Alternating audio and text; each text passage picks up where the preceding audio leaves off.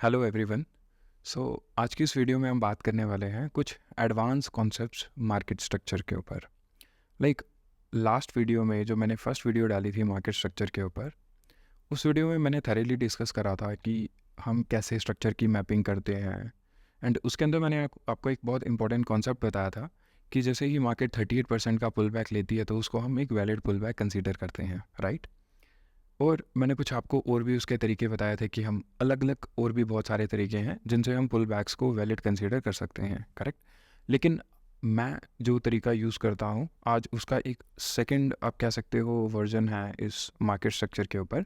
Because problem क्या रहती है कि जब भी मार्केट 38% के पुल बैक्स ले लेके ऊपर जाती है और उसके बाद में जब वो अपना स्ट्रक्चर शिफ्ट करती है, दैट मीन्स जब वो अपना ट्रेंड शिफ्ट करती है या फिर वो बुलिश से बेयरिश होती है या फिर वो बेयरिश से बुलिश होती है, तो वो कैसे हम उन पॉइंट्स को पहचानें, कैसे हम उन एरियाज़ को देखें। तो ये सारी वीडियो जो है ऑल अबाउट रिवर्सल ट्रेडिंग के ऊपर होने वाली है, ओके। तो अगर हम मार्केट स्ट्रक्चर को मैप करने की बात करें तो जैसे कि मैंने आपके सामने एक ये सिंपल सी एक ड्राइंग बनाई हुई है। तो अगर हम देखेंगे लेट्स से अगर ये हमारे पास इसका एक लो है, ये हाई है, अगेन ये low, high, low, high, low and high, okay. So अगर हम देखेंगे ये सभी के सब हमारे पास नीचे हायर लोज एंड ऊपर वाले हायर हाइज, ओके।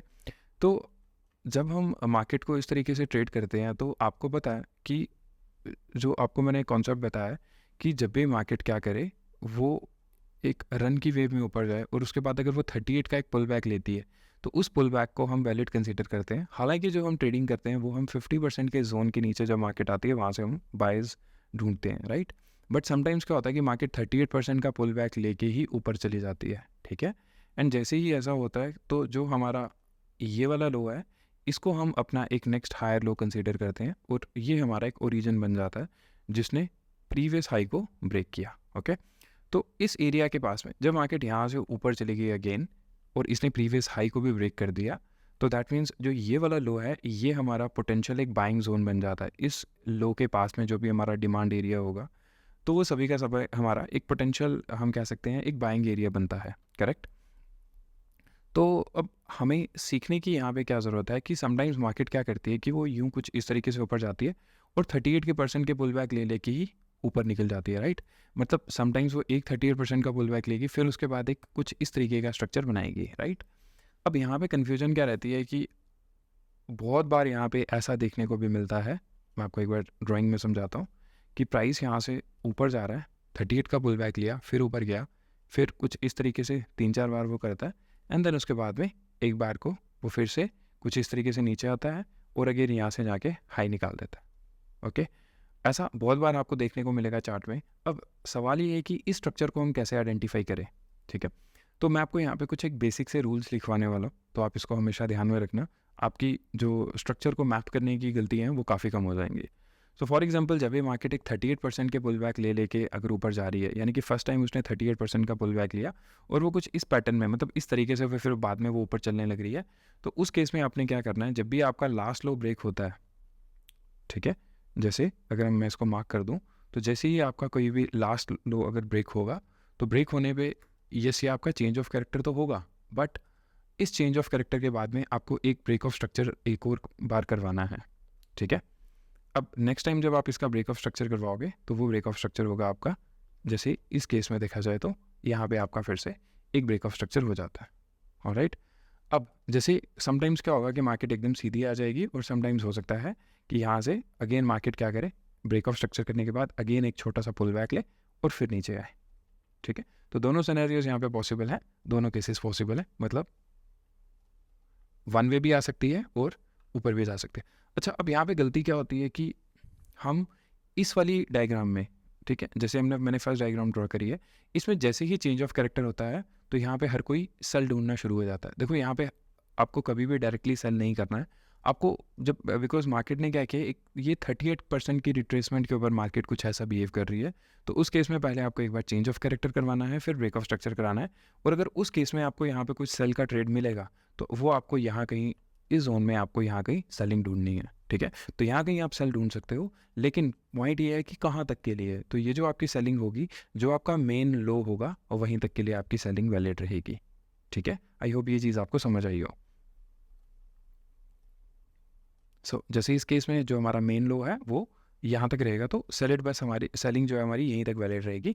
और जैसे ही हमारी मार्केट इस मेन लो के पास में आएगी, अगेन हम यहाँ से बाइंग के लिए जाएंगे। और कहाँ तक के लिए जाएंगे? ऑफ कोर्स इस हाई को तोड़वाने के लिए। बिकॉज मैं आपको ये क्यों बता रहा हूँ, या फिर मतलब इसको समझने की क्यों हमें ज़रूरत है, बिकॉज मार्केट जब इस तरीके से ऊपर जाती है तो जब तक उसका मेन लो ब्रेक नहीं होता तब तक उसका एक्चुअल में एक चेंज ऑफ कैरेक्टर नहीं रहता। हालांकि देखने में तो ये लग रहा है कि ठीक है मार्केट ने अपनी डायरेक्शन शिफ्ट कर दी है, बट ये कोई डायरेक्शन शिफ्ट नहीं है, ये जस्ट एक ट्रैप है। तो इस ट्रैप को भी आपको समझना है। तो मेन जो हमारा पॉइंट था वो यही था कि हमने मार्केट को जब हमने देखना है तो हम इस तरीके से देख सकते हैं। ओके, अब जैसे मैंने कहा कि यहाँ से मार्केट एक नया हाई बना सकती है, और अगर इन केस मार्केट यहाँ से नया हाई ना बना के इसको ब्रेक कर दे तो इस केस में हम इसको क्या मानेंगे, ये अब हमारा होगा एक valid change of character. Alright, ये इसको हम एक हायर टाइम फ्रेम तक के लिए लेके जा सकते हैं, जैसे ये। तो जैसे हमारा ये वाला चेंज ऑफ कैरेक्टर होगा तब हम क्या करेंगे, अगेन फिर हम इस मार्केट को यहाँ से फिर से हम एक सेलिंग अपॉर्चुनिटी देखेंगे और फिर इसको नीचे की तरफ ट्रेड करेंगे। ठीक, और कहाँ तक के लिए ट्रेड करेंगे, जो हमारा नेक्स्ट हमें एक बड़े टाइम फ्रेम का कोई जोन दिख रहा होगा, कोई डेली का भी हो सकता है, कोई 4 आवर का भी हो सकता है। और ये जो हमारी स्ट्रक्चर मैपिंग है आप इसको 15 मिनट्स में भी कर सकते हो, डिपेंडिंग अपॉन हम जैसी भी ट्रेडिंग कर रहे हैं उसके अकॉर्डिंगली आप इसको मैप कर सकते हो। ठीक है, तो आई होप ये जो सारा कॉन्सेप्ट था ये आपको क्लियर हुआ हो कि कब हमने एक वैलिड ब्रेक ऑफ स्ट्रक्चर देखना है, कब हमने वैलिड चेंज ऑफ कैरेक्टर मानना है, और जब मार्केट 38% के पुल बैक लेके जाएगी तब हमें मार्केट को किस तरीके से व्यू करना है। और अगर मार्केट लेट से 38% के पुल बैक लेके नहीं गई है तो फिर तो कोई दिक्कत ही नहीं है। जैसे मार्केट ने एक मूव लिया एंड अगेन नीचे आई फिर ऊपर गया, अगर मार्केट इस तरीके से बड़े बड़े पुल बैक लेके जा रही है ना, तो देखा जाता है कि इस तरीके से क्या होता है कि जब भी मार्केट ये वाले लो के नीचे ब्रेक करे तो तब हमारा फर्स्ट टाइम पे ही हम कह सकते हैं कि ये जो हमारा चेंज ऑफ कैरेक्टर होगा ये हमारा एक वैलिड होगा।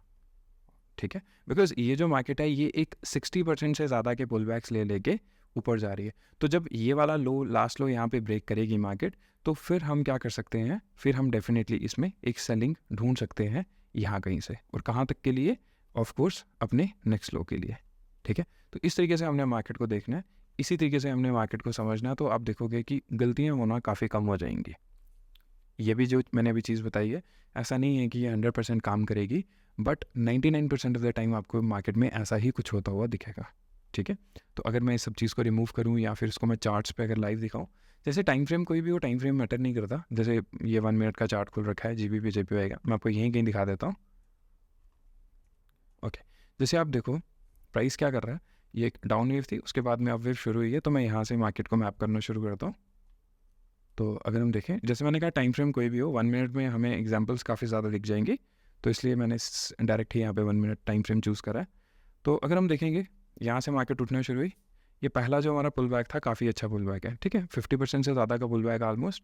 तो दैट मीन्स ये हमारा एक ये वाला लो और ये वाला लो एक मेन लो की तरह काम करने वाला है।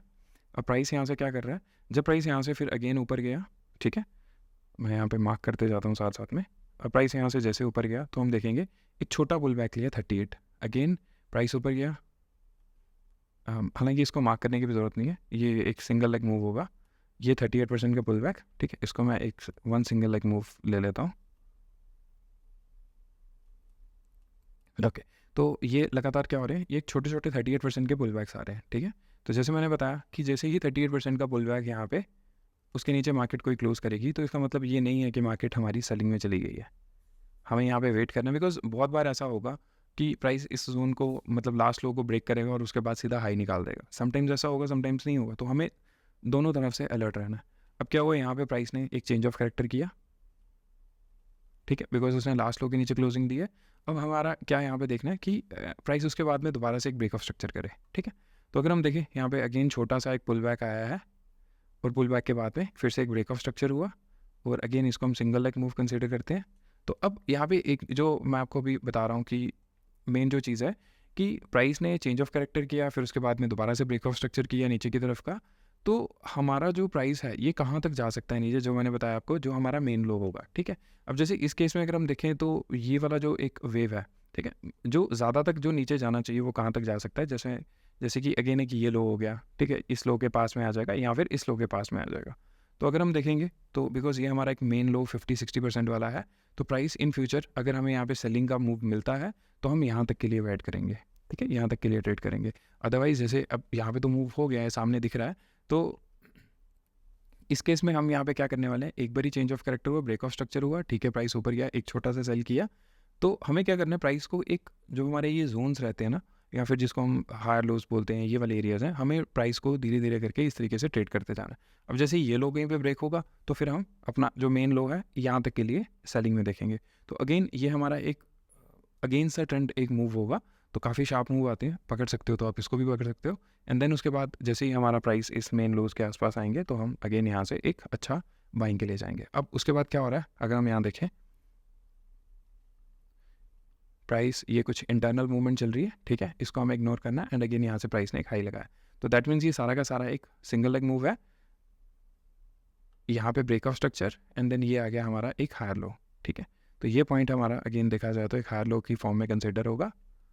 और अगर हम यहाँ से देखेंगे तो ये वाला जो मूव है ये एक काफ़ी बड़ी रिट्रेसमेंट है, दैट मीन्स ये वाला जो हमारा नेक्स्ट लो बना, अगेन ये एक देखा जाए तो ये हमारा एक अच्छा वाला जिसको हम बोलते हैं कि अगेन एक ये हमारा एक मेन लो बन जाएगा, ठीक है। अब उसके बाद अगेन देखेंगे तो प्राइस यहाँ से एक अच्छा खासा डीप पुल बैक लिया, एंड अगेन प्राइस हमारे कहाँ पे आया, ये आया 50% जोन के नीचे, ये हमारा 50, ये यहाँ से ये जो वेव ऊपर गई है इसके 50% के नीचे एरिया, एंड यहाँ पे बाइंग दे के ऊपर गया, ठीक है। एंड अगेन ये नीचे, ये ब्रेक ऑफ स्ट्रक्चर, अगेन नीचे, एंड प्राइस यहाँ से वन वे ऊपर, ठीक है। और जब यहाँ से फिर वन वे ऊपर निकला तो अब हम देखें यहाँ पे प्राइस फिर क्या कर रहा है, फिर कुछ छोटा सा कंसोलिडेट कर रहा है। अब ये जो पॉइंट है या फिर जो अभी प्राइस कर रहा है इसको आपने सिंपली इग्नोर करना है, बिकॉज यहाँ पे तो ना बाइंग कर सकते हैं ना सेलिंग कर सकते हैं। हाँ, सेलिंग ज़रूर हो सकती है, यहाँ पे अगेंस्ट द ट्रेंड एक ट्रेड होगा, जैसे प्राइस यहाँ पे कुछ स्ट्रक्चर वगैरह शिफ्ट करता है तो हम यहाँ पे एक रिवर्सल का ट्रेड ज़रूर प्लान कर सकते हैं। बट ये 1 मिनट का टाइम फ्रेम है, सिंपली 1 मिनट का टाइम फ्रेम हमने जस्ट इसलिए लिया है ताकि हम कुछ एग्जाम्पल्स को आइडेंटिफाई कर सकें, ठीक है। तो आई होप ये चीज़ आपको क्लियर हुई होगी कि जब भी change of character one time में होगा आपको वहाँ पे डायरेक्टली सेल नहीं करना है, आपको ब्रेक ऑफ स्ट्रक्चर होने का वेट करना है, ठीक। बिकॉज जैसे यहाँ पे हुआ क्या, अगर हम एक बार फिर से इस चीज़ को नज़र मारें, प्राइस ऊपर गया, नीचे आया, फिर ऊपर गया, फिर नीचे गया, हमने यहाँ पे एक चेंज ऑफ कैरेक्टर करवाया, ठीक है, बहुत अच्छा है, फिर हमने ब्रेक ऑफ स्ट्रक्चर भी करवाया, ठीक है, बहुत, लेकिन कहाँ तक के लिए, नेक्स्ट लो तक के लिए, ठीक है, या फिर जो हमारा मेन लो होगा वहाँ तक के लिए। तो इसमें हम कुछ ऐसा कर सकते हैं जैसे कि जो ये वाला फर्स्ट लो आएगा उस पर आप कुछ टारगेट बुक करके एंड देन सेकंड लो के लिए आप बाकी छोड़ दीजिए। समटाइम जाएगा, समटाइम्स नहीं भी जाएगा, समटाइम्स वो वहीं से पिक हो जाएगा और दोबारा से जाके प्राइस अपना एक नया स्ट्रक्चर फॉर्म कर रहा है, ठीक है। तो आई होप ये जो मैंने अभी आपको समझाया है ये आपको समझ में आया हो। ये कुछ एडवांस कॉन्सेप्ट्स हैं मार्केट स्ट्रक्चर के, शायद ही यूट्यूब पे कभी किसी ने डाले हों, तो आप इसके ऊपर बैक टेस्टिंग करिए। और ये ऐसा नहीं है सिर्फ इसी आपको JPY में दिखेंगे, आप इसको हर टाइम फ्रेम में किसी भी चार्ट पे कहीं पे भी आप इसको देख सकते हो। जैसे मैं आपको just give me a moment, जैसे ये गोल्ड का चार्ट है तो हम इसको 4 ऑर्डर से कहीं पे लगाते हैं, आपको ये जैसे मैंने कहा ये हर जगह आपको देखने को मिलेंगे। ये देखिए, अब जैसे ये 4 आवर का चार्ट है गोल्ड में, यहाँ पे क्या हो रहा है, प्राइस नीचे आ रहा था, यहाँ से ऊपर गया, दैट मीन्स ये एक अपवेव शुरू हुई है। तो अगर हम यहाँ से प्राइस को देखना शुरू करें इस पॉइंट से, ठीक है, तो अगर हम देखेंगे प्राइस क्या कर रहा है, एक छोटे छोटे अगेन वही पुल बैक्स लेके ऊपर जा रहा है, ठीक है। तो जैसे ही प्राइस ने यहाँ पे क्या किया, चेंज ऑफ कैरेक्टर किया, चेंज ऑफ कैरेक्टर करने के बाद में इसका break of structure, and then उसके बाद जो हमने सेल करवाया, ठीक है। अब जैसे ये इस तरीके से जा रहा था, ठीक है, ये अगेन एक पुल बैक, तो पुल बैक के बाद में जैसे मैं बोलता हूँ कि मिनिमम 38% का तो पुल बैक हो, ठीक है ना। तो अगर हम देखेंगे ये जैसे 4 आवर के अंदर ये एक आप कह सकते हो काइंड ऑफ एक डबल टॉप स्ट्रक्चर भी बना हुआ है। तो इसने जैसे ही इसको ब्रेक किया, ठीक है, यहाँ पे चेंज ऑफ कैरेक्टर हुआ, and then change of character के बाद में दोबारा से एक ब्रेक ऑफ स्ट्रक्चर। तो अगर हम यहाँ पे सेल करते भी हैं, ठीक है, अगर हम यहाँ पे सेल करते भी हैं तो कहाँ तक के लिए सेल करेंगे, अगले लोस तक के लिए, क्लियर। तो ये चीज़ हाँ थोड़ा आपको देखना होगा। अब जैसे इस केस में हम देखें, मैं आपको ना कुछ यहाँ पे एक नई चीज़ अंडरस्टैंड करवाता हूँ। ये देखिए, अब प्राइस यहाँ पे अगेन वही हमारा एक 38% के पुल बैक ले लेके ऊपर जा रहा है, और अगर मैं बोलूँ कि इसने यहाँ पे जैसे ये एक चेंज ऑफ कैरेक्टर करा है, ठीक है, अब चेंज ऑफ कैरेक्टर करने के बाद इसने क्या किया, ये बहुत जल्दी बहुत शार्प ये नीचे गिरा है, और कहाँ तक नीचे गिरा है, नेक्स्ट लो तक के लिए, ठीक है, नेक्स्ट लो तक के लिए। तो अपना ये चीज़ हमेशा ध्यान रखना कि प्राइस जब भी 160% 161 से ज़्यादा का अगर वो गिर जाता है, वो 161 क्या है मैं आपको भी दिखाता हूँ। ये देखिए, जैसे काइंड ऑफ एक डबल टॉप का पैटर्न बना। सो आपको यहाँ पे क्या करना है, एक फेब मार्क करना है इस तरीके से, ये लो से लेके आप हाई तक फेब मार्क कर सकते हैं, चाहे यहाँ तक कर लीजिए। तो जैसे ही प्राइस 161 या फिर 161 तक गिरे या फिर उससे ज़्यादा का गिर जाता है, तो उस केस में प्राइस आपका वापस ऊपर हाई पे कभी नहीं आएगा। बहुत रेयर केसेस होंगे कि प्राइस वापस से ऊपर टॉप पे सेल ऑर्डर्स उठाने जाएगा, वो ऑलमोस्ट हाफ से ही गिरने वाला है। ठीक है, अगर तो 161 नीचे, मतलब 161, ये जो 161 की वैल्यू है, अगर वो इसके नीचे तक गिर चुका है, करेक्ट, तो बहुत रेयर केस होगा कि प्राइस बहुत ऊपर जाके आपके सेल ऑर्डर उठाने वाला। अगर वो सिर्फ 161 तक आया है, तो उस केस में भी देखा गया है ज़्यादा तक प्राइस जो है आपका वो सिर्फ इसी लाइन तक जाता है। ठीक है, ये जो आपकी नेक लाइन है यहीं तक जाता है। तो अब यहाँ से अगेन आप सेलिंग की अपॉर्चुनिटी देके यहाँ से भी आप सेल कर सकते हो। तो ये जो खेल था ये बेसिकली जो हुआ है, अब यहाँ पे आपको देखो तो ब्रेक ऑफ स्ट्रक्चर करने का मौका ही नहीं मिला। प्राइस ने सिंपली चेंज ऑफ कैरेक्टर किया और बहुत एक मतलब हम कह सकते हैं कि काफ़ी स्ट्रॉन्ग पुश यहाँ से मिला है। और उसके बाद में यहाँ पे कहाँ ब्रेक ऑफ स्ट्रक्चर करेंगे, एंड देन उसके बाद ये एक छोटा सा, ये कोई पुल बैक भी नहीं है, कुछ भी नहीं है, जस्ट एक 2 कैंडल की एक रिट्रेसमेंट है। ये एक अच्छा पुल बैक था। अब उसके बाद जो हमारा एक्चुअल ब्रेक ऑफ स्ट्रक्चर हुआ वो तो यहाँ पे हुआ है, ये चेंज ऑफ कैरेक्टर के बाद में ये ब्रेक ऑफ स्ट्रक्चर। ठीक है, अब अगेन हम क्या बात कर रहे थे कि जब प्राइस 38 के पुल बैक्स लेके जाए, अब अगर हम यहाँ देखेंगे, यहाँ से प्राइस हमारा चलना शुरू हुआ था। ठीक है, ये गया, ये पुल बैक, ये गया और ये पुल बैक। तो अगर हम इस लो से ये मार्क करें, तो अगेन अगर हम देखेंगे तो प्राइस ने ऑलमोस्ट 60% का पुल बैक लिया। तो जो मैं कह रहा था कि अगर 30 मतलब 50 से ज़्यादा का अगर पुल बैक है, तो वो जो लो रहता है हमारा, वो हम उसको as a main low consider करते हैं। ठीक है, ये देखिए, ठीक। तो अब इस केस में आपको क्लियरली दिख रहा है कि पहले चेंज ऑफ कैरेक्टर किया, ठीक है, फिर ब्रेक ऑफ स्ट्रक्चर किया। भाई ब्रेक ऑफ स्ट्रक्चर करने के बाद में हम कहाँ पे यहाँ सेल करें, बिकॉज सेल करने के बाद का जो टारगेट था वो तो उसने पहले ही दे दिया, तो इसलिए यहाँ पे सेल होगा ही नहीं। ये हमें समझना होगा, धीरे धीरे जब हम चार्ट्स को देखेंगे समझेंगे तो ये चीज़ें हमें क्लियर होती जाएंगी। ठीक, कि हमें कब सेल करना है कब नहीं करना है, बिकॉज अगर उसने पहले ही अपना टारगेट दे दिया तो हम सेल करेंगे क्यों वहाँ पे। तो देन हम अगेन वेट करेंगे कि प्राइस जाके हमारा ये हाई निकाले। अब इधर देखा जाए तो प्राइस ने अभी तक ये हाई नहीं निकाला है, प्राइस इसी हाई के पास है। अगेन उसने एक बार फिर नीचे की तरफ रिट्रेसमेंट एंड देन फिर ऊपर। ठीक है, अब ये इसके आगे क्या हुआ ये फिर किसी क्लास में डिस्कस करेंगे, क्यों हुआ। समटाइम्स प्राइस हाई निकालेगा, समटाइम्स नहीं निकालेगा, हमें कैसे पता चलेगा, किसी को भी नहीं पता होता। हमें बस ये देखना होता है कि की पॉइंट्स पे जाके प्राइस वहाँ पे कैसा बिहेव कर रहा है। तो उसके बिहेवियर को देख के हम समझ जाते हैं कि अब क्या ये यहाँ पे हाई निकालने वाला है या फिर नहीं निकालने वाला है। ठीक है, मतलब अगर सिंपल भाषा में बोला जाए, छोटे टाइम फ्रेम में अगर यहाँ पे कोई स्ट्रक्चर शिफ्ट या ऐसा कुछ होता है तो ही हम मतलब ऑब्वियसली हम देखेंगे कि हाँ, अगर तो यहाँ पे स्ट्रक्चर शिफ्ट हो जाता है जिसको मार्केट स्ट्रक्चर शिफ्ट बोलते हैं, तो दैट मीन्स कि ये यहाँ से अगेन एक रिट्रेसमेंट आने वाली है हेल्दी। और अगर नहीं होता है, वो सीधा वन वे निकल जाता है, तो दैट मीन्स ये हमारा हाई निकलने वाला है। ठीक है, तो आई होप आज की इस वीडियो से आपको कुछ नया सीखने को मिला हो। अगर मैं इन सारी वीडियो के कंक्लूजन्स की बात करूं कि इस ऑल इन ऑल जो आज की वीडियो थी कि advance concepts of market structure, इसमें मेन चीज़ें क्या थी सीखने वाली। फर्स्ट कि अगर प्राइस 50 to 60% के रिट्रेसमेंट ले लेके ऊपर जा रहा है, तो उस केस में अगर डायरेक्टली प्राइस अपना चेंज ऑफ कैरेक्टर करता है, तो उस पर्टिकुलर केस में आप उसको वैलिड मानिए और आप जैसे ही प्राइस उसके बाद दोबारा से राइज करेगा तो आप वहाँ पे सेल कर सकते हो। जैसे कि ये प्राइस ने एक 50% की रिट्रेसमेंट ली, प्राइस ऊपर गया एंड इसने क्या किया, यहाँ पे जाके एक चेंज ऑफ कैरेक्टर कर दिया ये। तो इस केस में आप इसको बिल्कुल वैलिड चेंज ऑफ कैरेक्टर मानो, और अगर प्राइस यहाँ से आपको वापस ऊपर मिलता है, ठीक है, तो डेफिनेटली आप यहाँ पे एक सेलिंग के लिए जा सकते हो।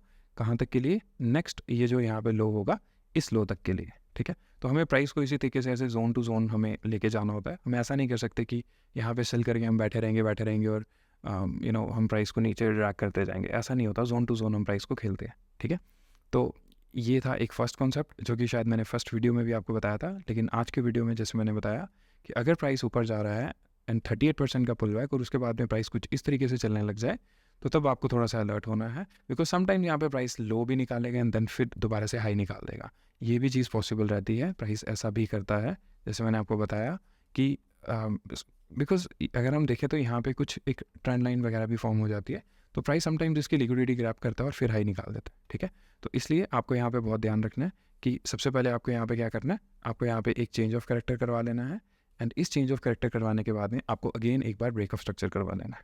ठीक है, तो लाइक दिस। तो जैसे आप यहाँ पे एक बार ब्रेक ऑफ स्ट्रक्चर करवा लोगे तो फिर उसके बाद में अगर आपको सेलिंग की अपॉर्चुनिटी मिलती है तो आप डेफिनेटली यहाँ पे सेल कर सकते हो। क्लियर है?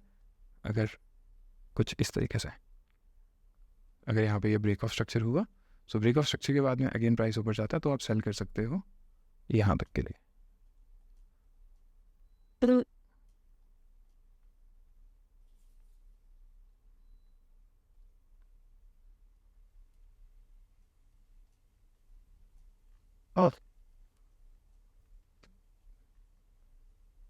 ज़्यादा कुछ एक्सटेंडेड हो गया चार्ट। ओके, ठीक है, कुछ इस तरीके से हम यहाँ पे कर सकते हैं। आई होप ये पॉइंट आपको क्लियर हुआ। और कहाँ तक के लिए करेंगे? हम अपने मेन लो तक के लिए ही करेंगे। तो बस आज की इस वीडियो में इतना ही था और मिलते हैं नेक्स्ट वीडियो में। थैंक्स।